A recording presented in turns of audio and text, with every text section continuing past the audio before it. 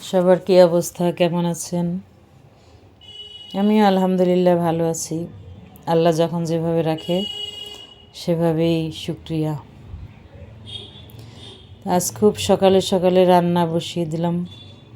আজকে আমাদের একজন মেহমান আসছেন, তো রান্না করলাম। 9:30 মধ্যেই আমি রান্না শেষ করেছি, যেহেতু গেস্টরা তাড়াতাড়ি চলে যাবেন, তাই তাড়াতাড়ি রান্না করলাম। আমি আসলে খুব ফাস্ট কাজ করতে পারি। আগে আরও বেশি ফাস্ট করতে পারতাম। ইদানিং একটু লম্বা সময় দাঁড়িয়ে থাকলে পায়ে আসলে সমস্যা হয়। তো যাই হোক, প্রথমে রান্না বসালাম চিংড়ি মাছ। চিংড়ি মাছটা একটু ভাজি করছি।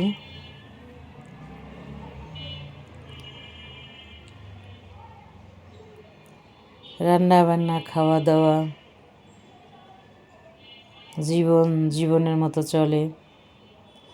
আসলে ভাগ্য নির্ধারিত হয় কার রিজিক কোথায় আছে, কিভাবে আছে। চিংড়ি মাছটা প্রায় রান্না শেষ। একটু তেলের মধ্যে লাল লাল করে ভেজেছি। এখন রোস্টের মুরগি ভাজছি। আর এখানে প্রেশার কুকারে গরুর মাংস বসিয়েছি। গরুর মাংস যেহেতু সময় লাগে, তাড়াহুড়ো। আমি নর্মালি আসলে প্রেশার কুকারে তেমন রান্না করি না, খুব কম। গরুর মাংস যেহেতু রান্না করতে একটু সময় বেশি লাগবে, এই জন্য প্রেশার কুকারে তাড়াতাড়ি বসিয়েছি। আর রোস্টও হয়ে এসেছে। আজকে আমি খুব তাড়াতাড়ি রান্না করতে পারলাম। অবশ্য সব কিছু রেডি ছিল, এই জন্য। এরপরে ডিম সিদ্ধ দিয়েছি। ডিমের একটু কোরমা করব।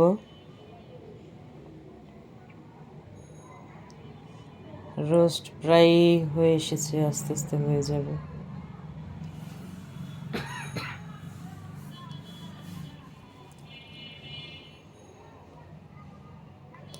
এখন পোলাও বসাবো, রোস্ট হয়ে গিয়েছে।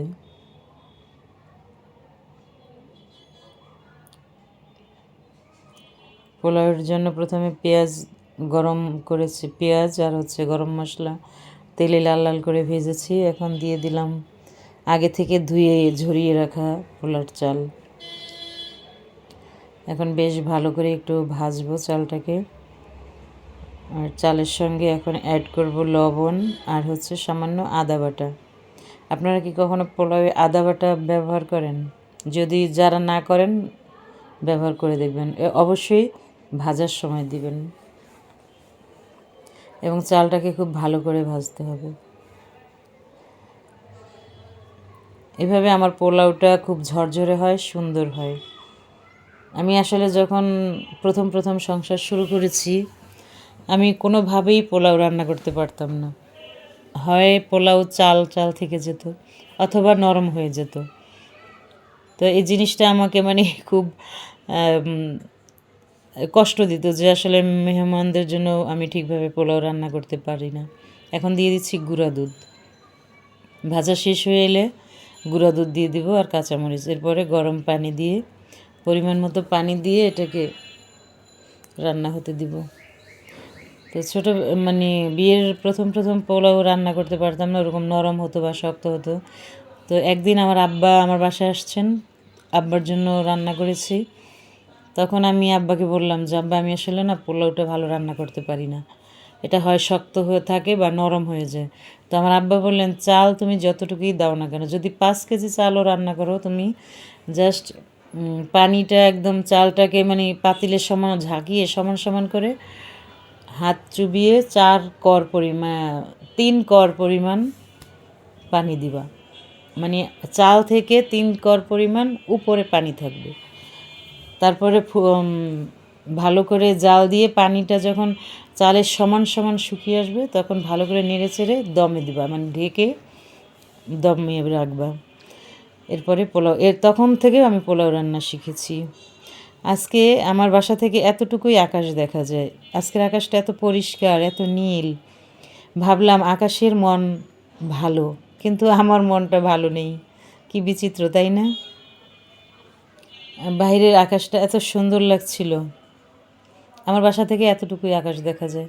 আগে এই সামনের বিল্ডিংটা ছিল না, তখন স্টেডিয়ামে আলো জ্বালালে আমার বাসায় লাইট জ্বালাতে হতো না। আর এখন এই সব 10-12 তলা হয়ে গিয়েছে, সামনের এই বিল্ডিংটা 3 তলা হওয়াতে আর কি আকাশটা দেখা যায়। হয়তো এটা বড় হতে হতে আমি এলাকায় নাও থাকতে পারি, যেহেতু আমি রিফিউজি মানুষ, বাবুই পাখির মতো বাসা বাঁধতে পারি নাই এখনও, এ ডালে বাঁধি ওই ডালে বাঁধি, এরকম একটা অবস্থা। যাই হোক, আল্লাহ তবু ভালো রেখেছেন, আলহামদুলিল্লাহ, শুক্রিয়া। আমার বাবা বলতেন সবসময় নিচের দিকে তাকাবা, মানে তোমার চেয়ে কারা নিচের দিকে তাকালে তোমার মনের দুঃখ বোধ থাকবে না। তোমার চেয়ে অনেক মানুষ অনেক কষ্টে আছে, অনেক খারাপ অবস্থায় আছে, সেদিকে তাকিয়ে নিজেকে আলহামদুলিল্লাহ বলো, শুক্রিয়া আদায় করো। অবশ্য আমি সেটা সবসময় চেষ্টা করি, যে আমাকে আল্লাহ যেমন রেখেছেন ভালো রেখেছেন, আলহামদুলিল্লাহ। ভবিষ্যতে আল্লাহ চাইলে ভালো কিছু হবে। আর এতদিন সংসার জীবনে আলহামদুলিল্লাহ সব কিছু মিলিয়ে ভালোই আছি। ভালো ভাড়া থাকলে তারতে সমস্যা কি, থাকছি তো সুন্দর ঘর, সমস্যা নেই, আলহামদুলিল্লাহ ভালো আছি। তো এখন আসলে ডিমের কোরমা রান্না করতেছি। আজকে আমি মেহমানের জন্য পোলাও, গরুর মাংস ভুনা, ডিমের কোরমা, চিংড়ি মাছ দো পেঁয়াজা আর রোস্ট করেছি।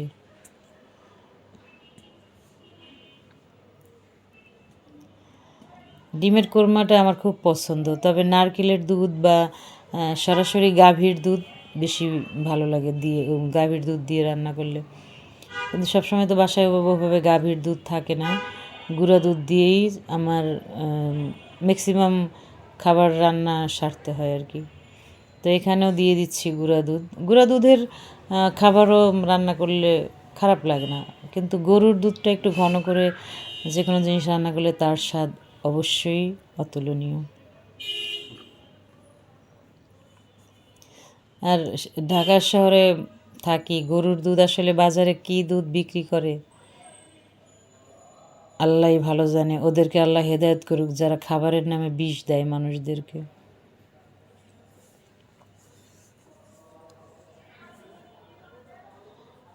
ডিমের কোরমা রান্না করলাম।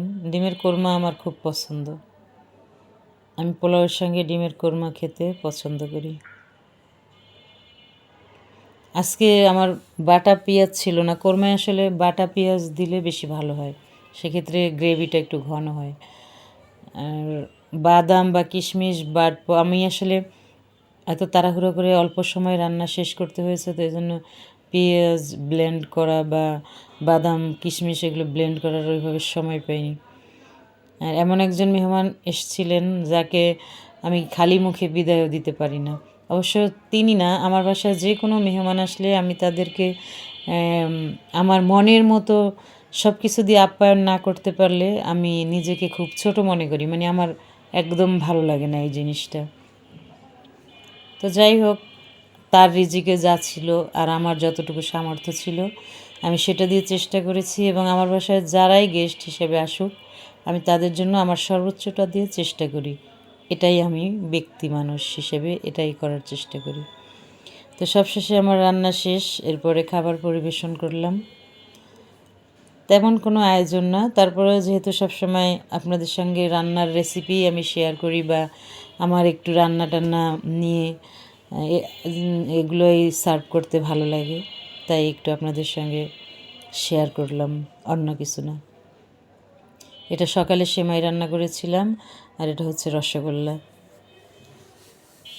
রসগোল্লা দিয়ে পরোটা কিন্তু খুব মজা, কিন্তু আমি অনেক দিন হয়েছে এই খাবারটা খাই না রসগোল্লা দিয়ে পরোটা। যাই হোক, খাবো হয়তো এক সময়, মাঝে মাঝে হঠাৎ কিছু জিনিস খেতে হয়। রুহুকে, আত্মাকে কষ্ট দেওয়াটা এটাও আসলে একটা কষ্ট, বড় কষ্ট, মনের কষ্ট, বড় কষ্ট। আমি সারাদিন পোলাও মাংস খেলাম, কিন্তু আমার মনে কোনো শান্তি নেই, এক্ষেত্রে পোলাও মাংস খাওয়ার কোনো যুক্তি নেই। যাই হোক, সবাই ভালো থাকুন, সবাই নিরাপদে থাকুন।